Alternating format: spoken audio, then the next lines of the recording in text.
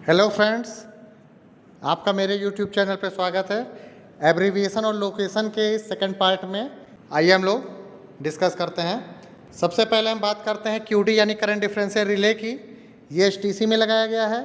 दो होते हैं, QD1 HTC1 में और QD2 HTC2 में।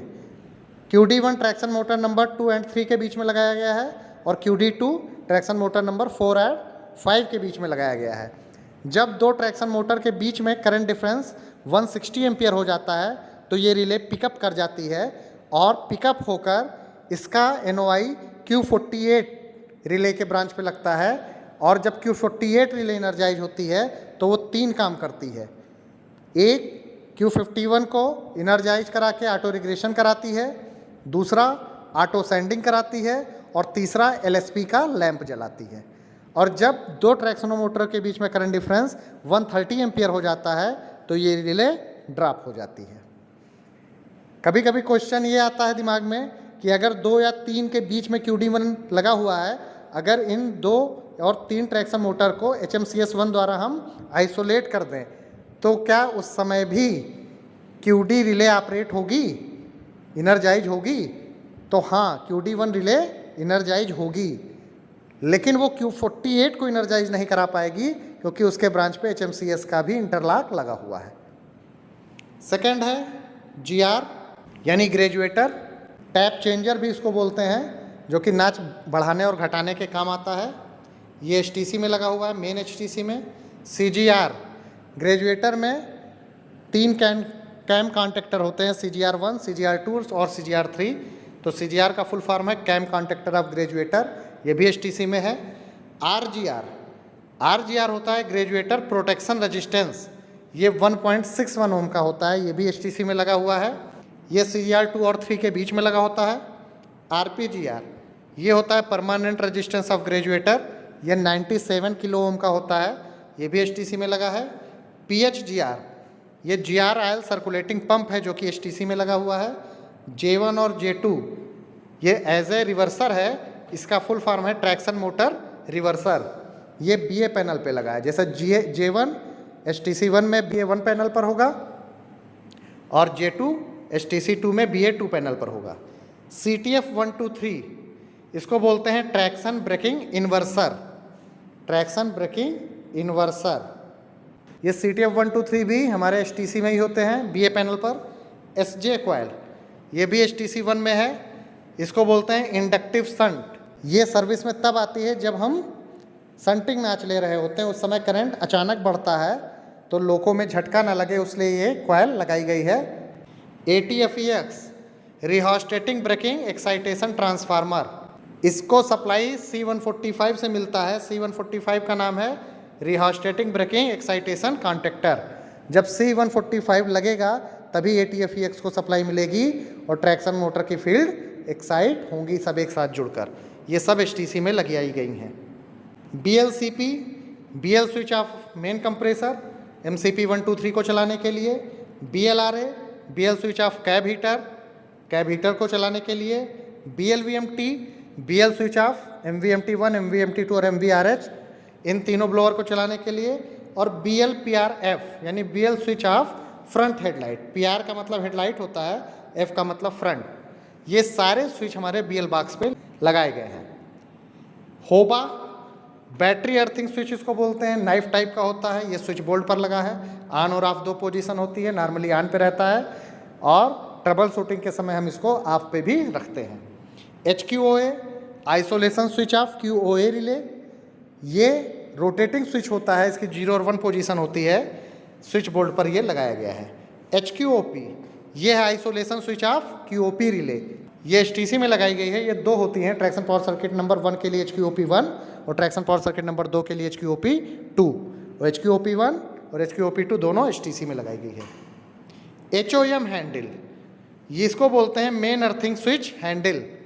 जब हम BV बॉक्स को ZPT से ऑपरेट करके लोगों को ग्राउंड करने के लिए HOM हैंडल को ऑपरेट करते हैं, ये वो चीज़ है main earthing switch handle.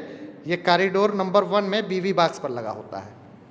BV box इसको बोलते हैं लोको ग्राउंडिंग बॉक्स, इसी बॉक्स के थ्रू लोको ग्राउंड किया जाता है ZPT के द्वारा, ये भी कॉरिडोर 1 में लगा हुआ है। SMGR ग्रेजुएटर का सर्वो मोटर है जो कि V1 और V2 इलेक्ट्रोवाल जब इनर्जाइज होता है तो हवा का रास्ता खोल के ये टैप चेंजर ये ग्रेजुएटर को घुमाता है। ये कॉरिडोर नंबर 2 में होता है। LTBA बैटरी सर्ज रजिस्टर होता है। जब कंट्रोल सर्किट की और पावर सर्किट की केबल आपस में शॉर्ट करती है तब ये वर्किंग में आता है। ये कैप 2 के पीछे लगाया गया है। TFWR ये मेन ट्रांसफार्मर वाइंडिंग है। TFWA ये ऑक्सिलरी ट्रांसफार्मर वाइंडिंग है। ये सब HTC में है। ECC फ्यूज टेस्टिंग सॉकेट ये फ्यूज टेस्टिंग सॉकेट होता है जिसमें स्पेयर फ्यूज को टच किया जाता है, जिसके कारण बगल में LECC फ्यूज टेस्टिंग लैंप लगा होता है, वो ग्लो करता है। इसका मतलब हमारा फ्यूज हेल्दी है। ये सब स्विच बोर्ड पे लगे हुए हैं। EEC इमरजेंसी इलेक्ट्रिक कंट्रोल जब MP से नाच नहीं आता है उस समय loco pilot emergency electric control BPP और BPR द्वारा गाड़ी चलाते हैं। कुछ फ्यूज के बारे में बात कर लेते हैं। CCDJ ये 6 एम्पियर का है, DJ कंट्रोल सर्किट का फ्यूज है। CCPT ये पेंटोग्राफ का फ्यूज है, ये 16 एम्पियर का भी होता है और माइक्रो प्रोसेसर लोको में 10 एम्पियर का होता है। CCBA और एडिशनल CCBA ये 35 एम्पियर के हैं। CCBA को बैटरी का फ्यूज कहते हैं। CCRA ये कैब हीटर का फ्यूज है, ये 16 एम्पियर का होता है। CCINV स्टैटिक इन्वर्टर का फ्यूज है, ये 6 एम्पियर का होता है। CCLS पायलट लैंप सर्किट का फ्यूज है, ये 6 एम्पियर का होता है। CCLSA auto flasher light circuit का फ्यूज है, ये भी 6 एम्पियर का होता है। CCA ऑक्सिलरी कंट्रोल सर्किट का फ्यूज है, ये भी 6 एम्पियर का है। CCVT कैब फैन का फ्यूज है, ये भी 6 एम्पियर का है। CCCPU ये है माइक्रो प्रोसेसर का फ्यूज, ये भी 6 एम्पियर का है। तो माइक्रो प्रोसेसर का फ्यूज जो है वो CPU के अंदर होता है और बाकी सारे फ्यूज हमारे स्विच बोर्ड पे होते हैं। सबसे ऊपर उसमें रोटेटिंग स्विच होता है, बीच में होबा होता है और नीचे सारे फ्यूज लगे होते हैं। HBA बैटरी का मेन स्विच ये स्विच बोर्ड पे लगा होता है। 0 और 1 पोजीशन होती है। जब इसको 1 पे करेंगे तो हमारी बैटरी की सप्लाई आगे बढ़ेगी। RAL emergency reservoir diaphragm cock ये जहाँ RS टैंक होता है, RS टैंक से जस्ट पहले एक काक लगा होता है, उसी को RAL काक बोलते हैं। ये RAL काक जहाँ भी RS टैंक होगा वहीं लगा होगा। जनरली RS टैंक TPN 1 में होता है, यानी कैब 1 में सेंट्रल लाकर में, तो ये वहीं पर होता है। लेकिन जिस लोको में RS टैंक हमारा कॉरिडोर में लगा होगा वहाँ पे RAL काक भी वहीं पे होगा। इसका नाम है इमरजेंसी रिजर्वायर डायफ्राम कटआउट काक। HCHBA बैटरी चार्जर का स्विच है, ये भी स्विच बोर्ड पे लगा है। R1 काक इसको एयर कंट्रोल काक भी कहते हैं।